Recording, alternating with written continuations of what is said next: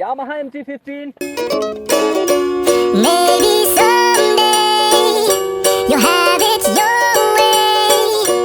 Maybe someday it'll all work out. Until then, nope, and nope, and nope, and nope, definitely nope, and nope, nope, and nope. Probably never, ever, ever, ever, ever, ever gonna happen. Oh no. 03 rider है और आप लोग बोल रहे होगे फरहान भाई आज ना आप बहुत एक्साइटेड लग रहे हो। तो एक्साइटेड दिखूंगा क्योंकि आज मैं पहली बार बहुत दिनों के बाद बहुत मतलब ये आउट ऑफ स्टॉक चल रही थी। मैंने बहुत रिक्वेस्ट किया शोरूम से, तब उन्होंने एक्सेप्ट किया। 7 दिन बाद ये बाइक आई।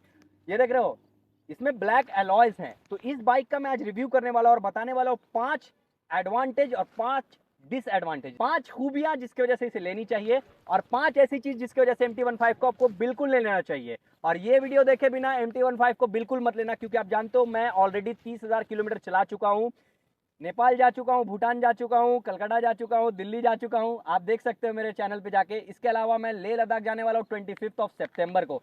तो लॉन्ग राइड्स कर चुका हूँ, एक्सट्रीम राइड्स कर चुका हूँ, टायर चेंज करा चुका हूँ, क्लच प्लेट चेंज करा चुका हूँ, स्प्रोकेट चेंज करा चुका हूँ। बहुत सारी चीजें चेंज करा दी है मैंने बाइक का, डिस्क पैड वगैरह। तो मुझसे अच्छा एक्सपीरियंस किसी के पास अभी MT-15 का नहीं होगा। इसको तोड़ भी चुका हूँ, ये भी जान लो। पहले बात करते हैं अच्छी चीजों का।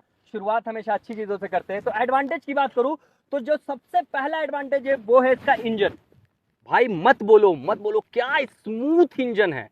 मतलब आपने चढ़ान पे 500 किलोमीटर लगातार चढ़ा रहे हो, ऑफ रोडिंग कर रहे हो, 2 आदमी को बैठा के घन घन घन पूरा स्पीड में चला रहे हो।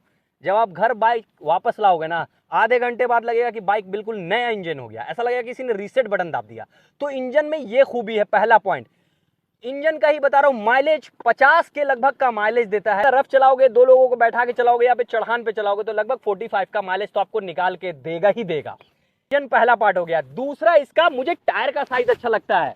पीछे देखोगे तो आपको 140 का टायर है, जो लगभग NS 400 में 400 सीसी के बाइक में दिया जाता है। 140 रेडियल टायर इस बाइक में दिया जाता है। और आगे का भी टायर 100 सेक्शन का है, जो कि टायर का साइज और टायर का जो ग्रिप है वो मुझे पसंद आया। ये दूसरी चीज हो गई। तीसरा, इसका ब्रेकिंग अच्छा लगता है मुझे। तो अगर आप ब्रेकिंग देखोगे तो इस साइड से देखोगे तो यहां पर देखोगे तो ये डुअल चैनल ABS तो है। इसमें जो ब्रेक्स दिया गया है इसके वेट रेशियो को संभालने के लिए सबसे बेस्ट दिया गया है। साथ में दिया गया TCS क्या काम करता है, अगर आपकी गाड़ी कभी ऑफ रोडिंग में चलती है तो उसको पावर कट कर देता है। कभी अगर आपकी गाड़ी गीले रोड पे चलती है, कभी बालू वाले एरिया पे चलती है, तो उसका जो पावर है थोड़ा कम कर देता है, कट कर देता है। कोई राइडर होता है, कोई स्टंट मैन होता है, अगर स्टंट करना चाहता है तो TCS को ऑफ करके करेगा, क्योंकि अगर TCS ऑन रहेगा तो स्टंट करना बहुत डिफिकल्ट हो जाएगा आपके लिए।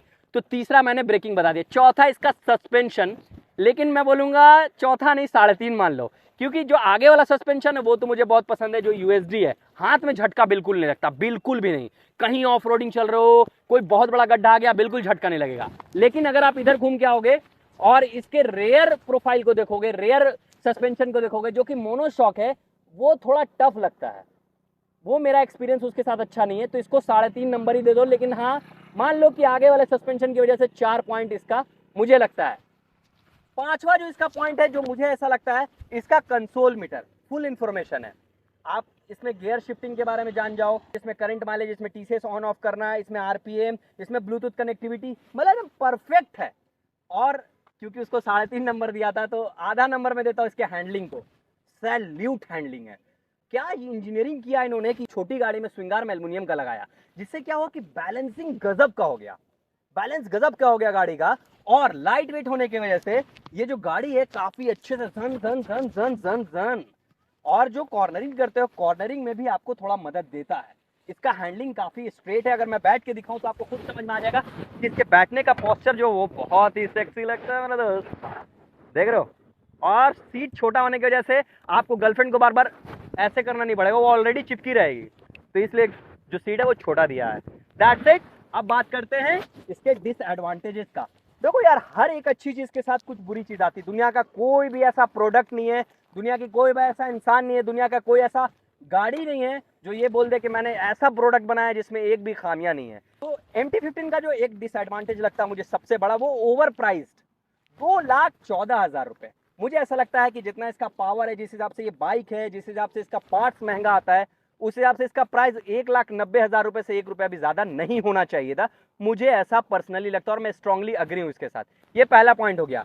दूसरा जो मुझे लगता है इसका हगर गार्ड, जो टायर हगर गार्ड है भाई, इतने छींटे मतलब श्रद्धा कपूर बन जाओगे बरसात में, छन छन छन इतना पानी पड़ेगा ना कि घर जाके रिन साबुन खत्म हो जाएगा तुम्हारा। ये दूसरा पॉइंट हो गया। तीसरा पॉइंट मैं बोलने वाला था इसका लाइट वेट होना, मतलब इतना पावर अगर आपने दिया है 130 135 का टॉप स्पीड जा रहा है और इतना पावरफुल गाड़ी है, इतना अच्छा फंक्शन दिया है, तो आप इतना लाइट वेट नहीं बना सकते। 139 केजी, कॉर्नरिंग में इधर उधर हिल जाता है, हवा का थपेड़ा आता है। देखो जैसे अगर मैं बैठ रहा हूँ यहाँ पे, तो फुल हवा का जो विंड फ्लो है मुंह पे पड़ता है ना, स्पीड बिल्कुल कम हो जाता है, बहुत कम हो जाता है। मतलब एक ये चीज मुझे बहुत बेकार लगा, इसका वेट थोड़ा होना चाहिए, कम से कम 145 से 148 केजी का वेट होना चाहिए था।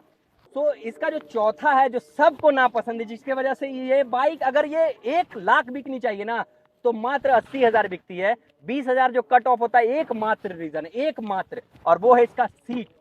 भाई इतना छोटा सीट दिया है, 1 बिस्ते का सीट दिया है। अगर तुम्हारा पिछवाड़ा थोड़ा बड़ा साइज का, तशरीफ बड़ा साइज का, बिल्कुल नहीं हट पाओगे। कभी इमरजेंसी पड़ जाता है, कोई छोटे बच्चे, किसी वजह से आप 3 लोगों को लेकर जाते हो, तो आप बिल्कुल नहीं जा सकते। उसके अलावा इस सीट जो है थोड़ा सा इसमें आफ्टर मार्केट कुशनिंग करनी पड़ेगी। रीजन बिहाइंड दैट कि जब आप बैठते हो तो ये थोड़ा स्लिपरी भी है। तो एक ये लगा मुझे। अब last but not the least, ये सबसे बड़ा रीजन आपको लगेगा।